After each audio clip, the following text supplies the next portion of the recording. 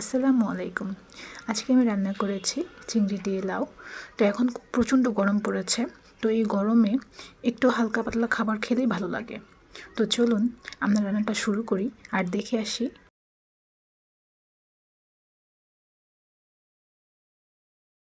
দুঃখিত, আপনাদের কাছে আগেই ক্ষমা চেয়ে নিচ্ছি। আমি পুরো ভিডিওটা নিতে পারিনি। আমি এখানে তেল, পেঁয়াজ, কাঁচামরিচ, লবণ, হলুদ, মরিচ গুঁড়া, ধনিয়ার গুঁড়া, আদা, রসুন, চিংড়ি সব দিয়ে নিয়েছি। এই ফাঁকে বলে নিই, আমার একটা ফেসবুক পেজ আছে, সেটা হচ্ছে আপনার ফারিয়া ফারজান। আপনারা চাইলে আমার ফেসবুক পেজেও নক করতে পারেন। আর আমার রান্নাগুলো যদি ভালো লাগে অবশ্যই লাইক, কমেন্ট, শেয়ার করবেন। আর আমি হচ্ছে রান্না করি তাদের জন্যে যারা কিনা আমার মতো একটু ফাঁকিবাজ। আমি হচ্ছে খুব শর্টকাটে রান্না করতে পছন্দ করি, কারণ আমার বাসায় একটা ছোট্ট বেবি আছে। তো আমি যত শর্টকাটে ইজিলিভাবে রান্না করতে চাই, তো সেটাই আপনাদের সাথে শেয়ার করছি। আর আমার রান্নায় যদি কোথাও ভুল দেখে থাকেন তো সেটাও আপনারা আমাকে ভুলটা ধরিয়ে দিবেন। ধন্যবাদ। তো এখন আমি ভালো করে মশলাটা কষিয়ে নিচ্ছি। আর ওইদিকে আমি লাউগুলো কেটে নিয়েছি ছোট ছোট করে। এখন এই চিংড়ির মধ্যে লাউটা দিয়ে দিব, দিয়ে ভালো করে নাড়াচাড়া করে নিব। আরেকটা কথা বলি, আমি বাসায় যেভাবে রান্না করি সেটাই আপনাদের সাথে শেয়ার করছি। আমি কোনো ফ্রাই প্যান বা একদম গোছালোভাবে করছি না, আমি যেভাবে করি সেটাই। আরেকদিকে আমি চিংড়ির মাথা, লেজ যা যা থাকে সব আমি ব্লেন্ডার করে নিয়েছি। আপনারা চাইলে পাটায় বেটে নিতে পারেন। তো আমি এখানে চিংড়ি বেটে নিয়েছি, এইগুলো আমি আমার লাউ তরকারির মধ্যে দিয়ে দিব। তো আমার লাউ তরকারির দেখেন পানি চলে আসছে, আমি কিন্তু কোনো পানি দিইনি। লাউয়ের মধ্যে একাই পানি চলে আসে, কষাতে কষাতে একাই পানি চলে আসবে। এখন হচ্ছে আমি একটু নাড়াচাড়া করে এটার মধ্যে চিংড়ির বাটাগুলো দিয়ে দিব। সবটুকু দিব না, যতটুকু দরকার অতটুকুই দিব। দেখুন কত পানি চলে আসছে।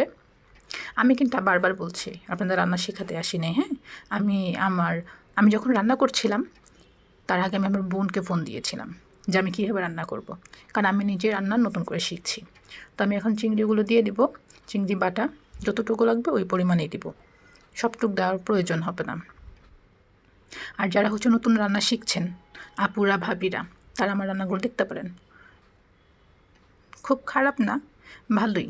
আমি খুব শর্টকাটে করি, কারণ আমার বাসায় একটা ছোটো বাবু আছে, বারবারই বলছি। আর আরেকটা কথা বলে নিই, আমি ভিডিওগুলো একাই করি। হ্যাঁ, এর জন্যে এলোমেলো হলে কেউ কিছু মনে করবেন না। দেখুন বলক চলে আসছে। আর এখানে কিন্তু আমি কোনো পানি দিইনি, আর পানির প্রয়োজন হবে না।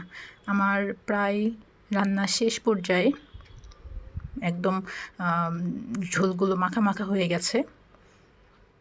খুব সুন্দর এই সময় কিন্তু ঘ্রাণ ছিল। তো দেখুন খুব কাছ থেকে দেখাচ্ছি। আর আমি এভাবে রান্না করি। রান্নার কালারটা কিন্তু খুবই সুন্দর ছিল, চমৎকার, কিন্তু কারণ জানি না ভিডিওর মধ্যে এভাবে আসছিল না। আর এখন আমি ধনিয়া পাতা কেটে নিব কুচি কুচি করে, এগুলো আমি দিয়ে দেব লাউয়ের মধ্যে। দেখুন কেটে নিয়েছি আমি ধনিয়া পাতাগুলো কুচি কুচি করে, এখন দিয়ে দেব।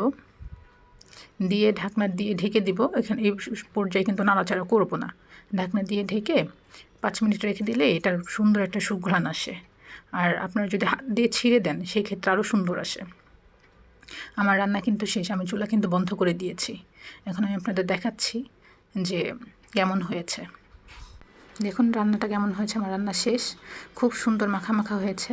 যদি আমার রান্না ভালো লাগে অবশ্যই লাইক, কমেন্ট, শেয়ার করবেন। আল্লাহ হাফেজ।